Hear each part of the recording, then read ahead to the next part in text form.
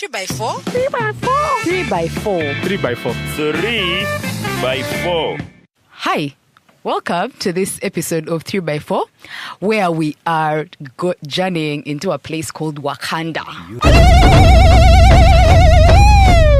Calm down. Yeah, but no, honestly, I understand.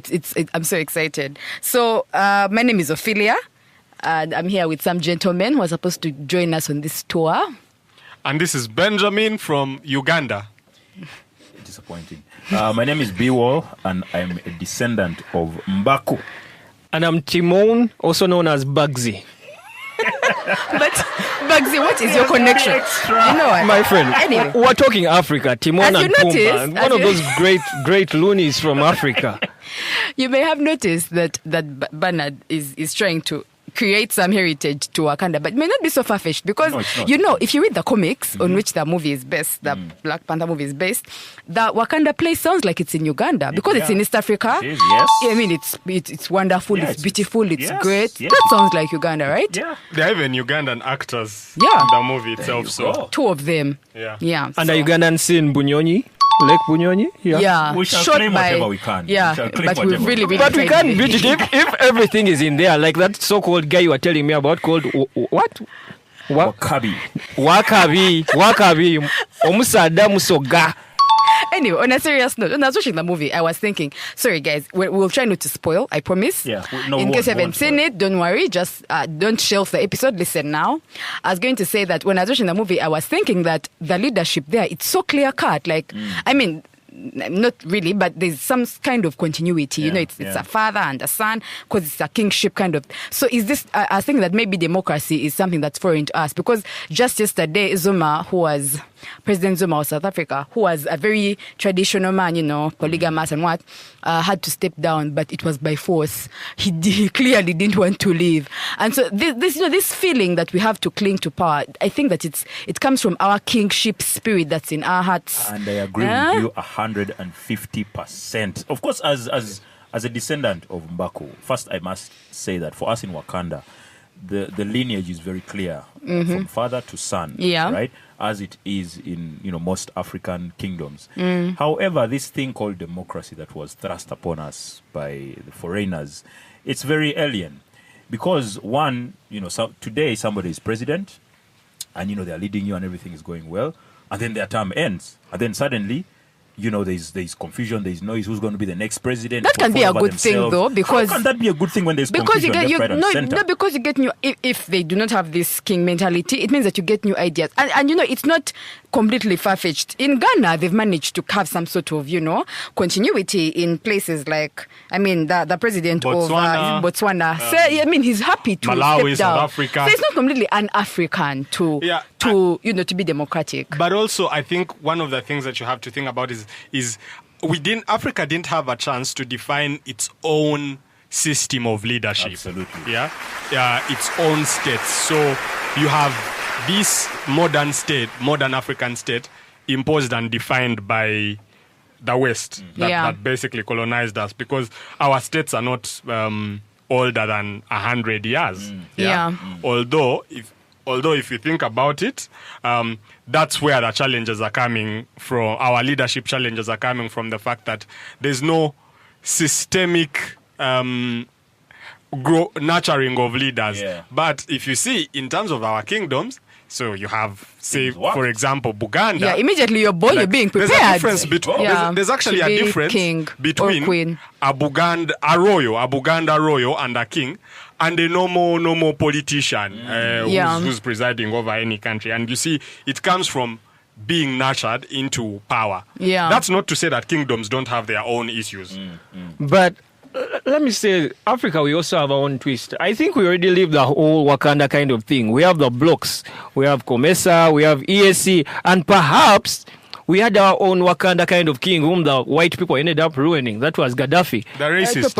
No, he wasn't a racist. He's someone who helped Africa. In fact, they saw he gave his people the kind of life that America doesn't give its own people, even with their whole kingdom kind of mentality through Bush, because he had the ladies. I've heard you people talking about ladies ruling the whole Wakanda system. Oh yeah.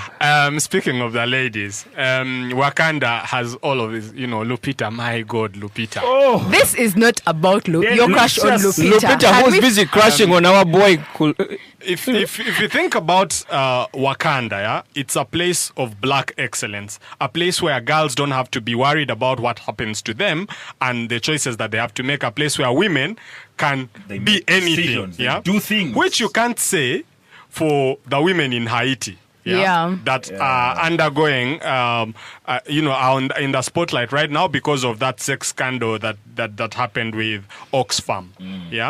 You can't say the same for them and that's where the power of the function of women and power comes in, because you have issues with white savior mentality and people who are helping you, loading it over you. But I think also, still going back to the issue of Wakanda kind of had impenetrable borders, so they had their system working inside of there. Once the foreign influence comes in, things start getting messed up, and that is precisely what happened in Haiti. Because in Haiti, they had their systems going in there well, and then suddenly foreigners feel like, oh, you know what would be fun? Let's go and try and fix these guys.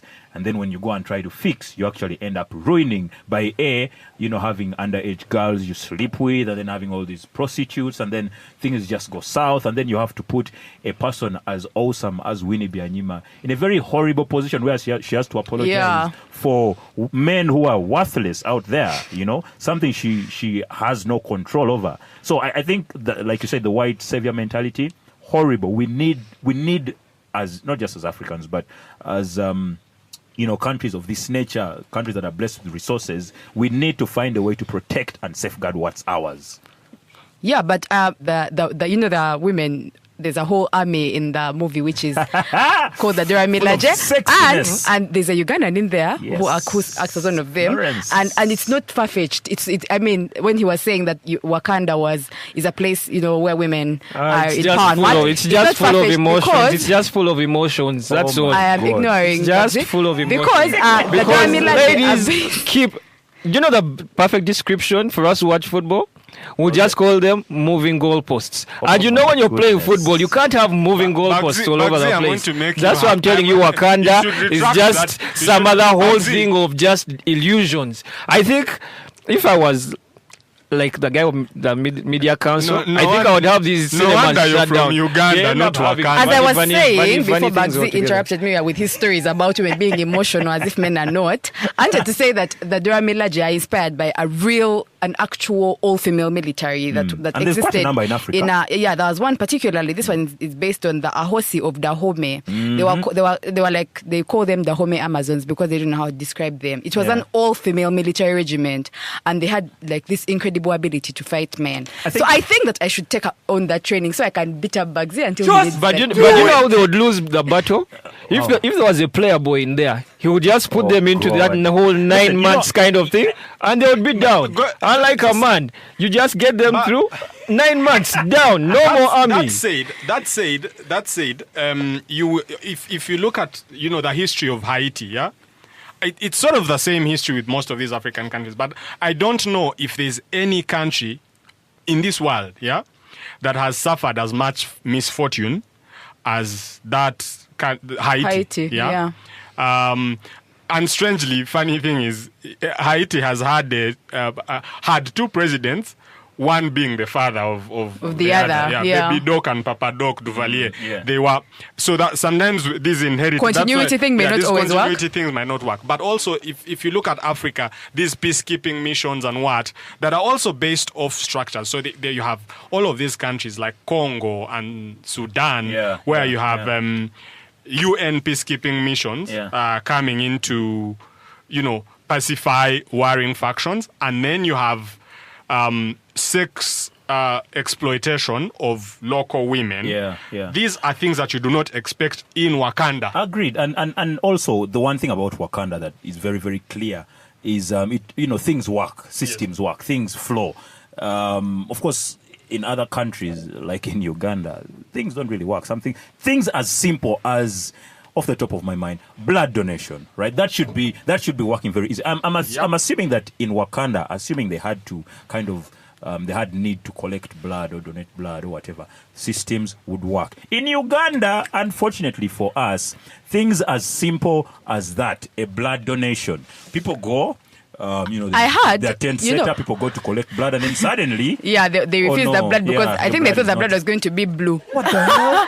Because it was from FDC. But I think that what we should do is that we should find a way to put aside some money and pay people to donate blood. Are you serious? If you donate blood and your blood is safe, we pay you every 3 months. You come, you get your 100K. No. But a state-run thing, not necessarily a black market. Sugar babes, slow down.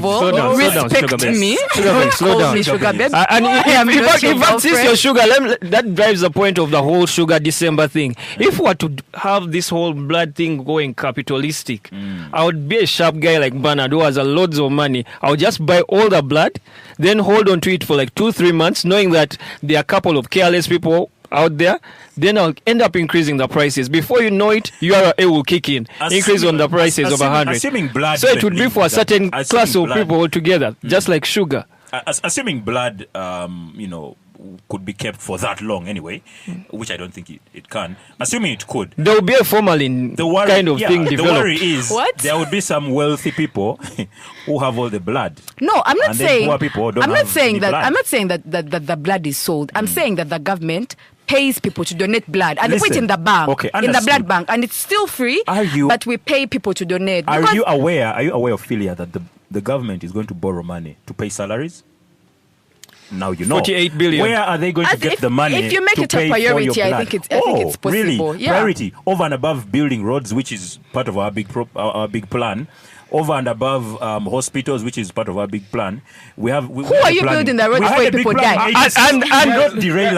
And remember, people end up most of the people who demand for the blood are off-road accidents, and because of funny roads. And with proper roads, if we put that money to good use, we'll be saving that. We'll be cutting off the demand of the roads. But guys, seriously, this blood thing it's not a joke. No, it's not. No. It isn't. Absolutely People die because they can't get blood. Yeah, and I really think that the blood bank has to be hung for that dysfunction that's going on right now. I agree. They get away. We cannot have blood shortage in this country. They've said before that the problem is that the children are on holiday. No, we cannot rely on children. That's idle and redundant. Yeah, because I don't know. Ever since I was born, and began understanding, I have not seen the blood bank change its strategy on blood donation. Thank you. They've been using the same strategy for 20 years. Times have changed, the donors have changed, but they are still using the same thing. Why not have partnerships? We have churches. Even when kids are on holiday, they are in churches, they are in all of these places.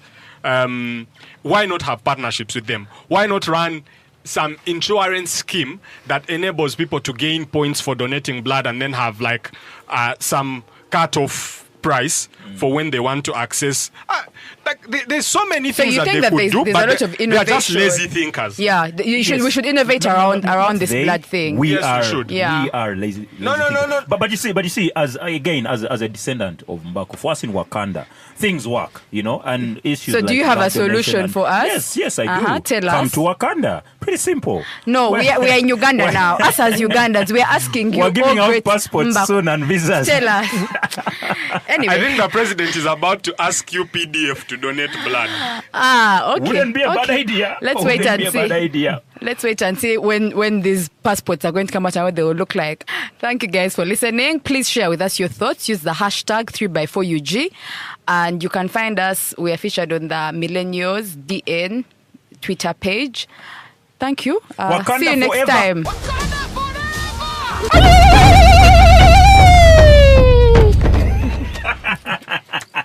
Land that greeting. You do like this.